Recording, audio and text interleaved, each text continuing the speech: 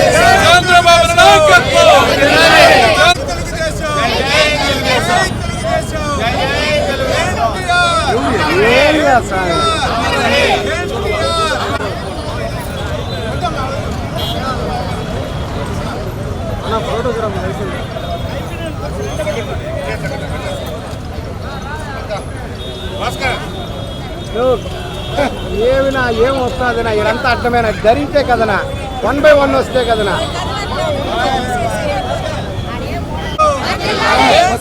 వచ్చారా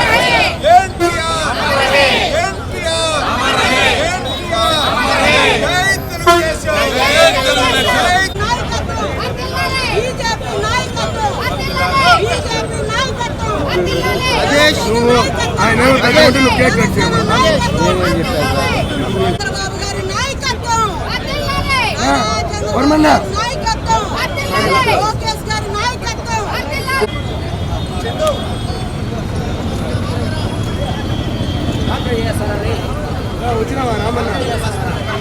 ఈరోజు కూటమి ప్రభుత్వం ఏర్పడి 1 సంవత్సరం పూర్తిగా వస్తున్న సందర్భంగా ఈ రోజున కూటమి నాయకులంతా కలిసి తిరుపతి నగరంలో ఎన్టీఆర్ సర్కిల్ నందు ఆయనకు పూలమాలలు వేసి ఈ రోజున ఘనంగా మరి ఈ కూటమి యానివర్సరీ 1 year యానివర్సరీ చేసుకోవడం ప్రజలందరికీ కూడా చాలా సంతోషదాయకం.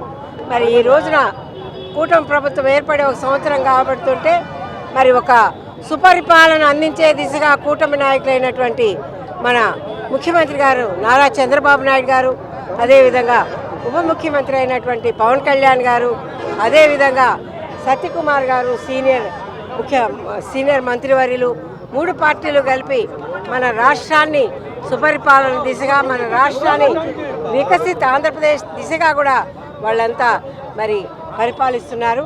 దానిలో భాగంగా మనందరికీ తెలుసు మరి అన్నా క్యాంటీన్లు సంక్షేమమే మా ప్రజా ధ్యేయము, ప్రజలే దేవుళ్ళు, సమాజమే దేవాలయం అనే నినాదంతో ప్రజలకు ఏవి సమకూర్చాలో అవన్నీ కూడా సమకూర్చే విధంగా మరి కూటమి పరిపాలన సాగుతోంది.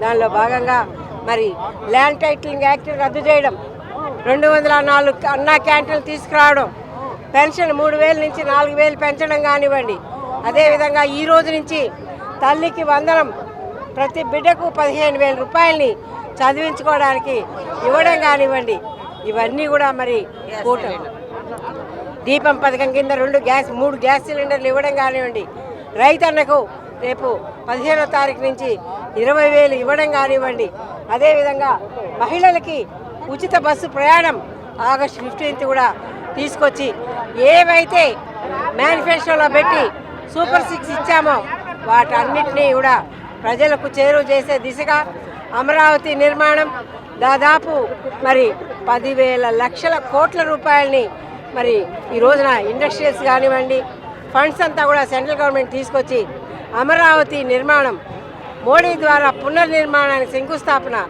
పోలవరం కాపర్ డ్యామ్ నిర్మించడం కానివ్వండి, ఇవన్నీ కూడా మరి ఎన్నో కంపెనీలని ఈరోజు తీసుకొచ్చి యువతకు ఉద్యోగ అవకాశాలు ఇవ్వడం కానివ్వండి, ఇవన్నీ కూడా ఏవైతే మేనిఫెస్టోలో పెట్టామో ఇప్పటికే 1 సంవత్సరం కాలంలోనే దాదాపు 70-80% పూర్తి చేయడం జరిగింది. తప్పకుండా కూటమి ప్రభుత్వం 100కి 100 దిశగా సుపరిపాలన అందించే దిశగా 2047 నాటికి వికసిత్ ఆంధ్రప్రదేశ్ రాష్ట్రంగా కూడా తీర్చిదిద్దడానికి సాయశక్తుల మరి ఆ కలిగినటువంటి వెంకటేశ్వర స్వామి కూడా ఆశీస్సులతో ఆయన పాదాల చెంత ఈరోజు తిరుపతి నగరంలో తిరుపతి తెలుగుదేశం కుటుంబ సభ్యులు అందరూ కూడా పాల్గొని ఈ యానివర్సరీని ఘనంగా జరుపుకోవడం అందరికీ కూడా సంతోషకరం. పూర్తయింది కానీ మీరు ఇంకా పూర్తి హామీలు పూర్తి చేయలేదు, కొంతమంది విమర్శిస్తున్నారు. వాళ్ళకి మీరు చెప్పే సమాధానం ఏం పూర్తి చేయలేదో అడగమనండి. 6 సూపర్ 6 చెప్పాము. మహిళలకు ఉచిత బస్సు 15వ తారీఖు నుంచి, తల్లికి వందనం ఈ రోజు నుంచి, పెన్షన్లు 4,000 ఎప్పుడో ఇచ్చాము. అదేవిధంగా ల్యాండ్ టైటిలింగ్ యాక్ట్ తీసుకొచ్చాము, అన్న క్యాంటీన్లు పెట్టాము, రైతుకి 20,000 ఇస్తున్నాము, మహిళలకి మరి 15,000 ఈ రోజు నుంచి మొదలు పెడుతున్నాం, దీపం పథకం ఇచ్చాం. అలా చెప్పుకుంటూ పోతే 365 రోజులకి 365 పథకాల కన్నా కూడా ఎక్కువగా మేము కూటమి ప్రభుత్వం ప్రజలకు చేరువ చేయడం జరిగింది.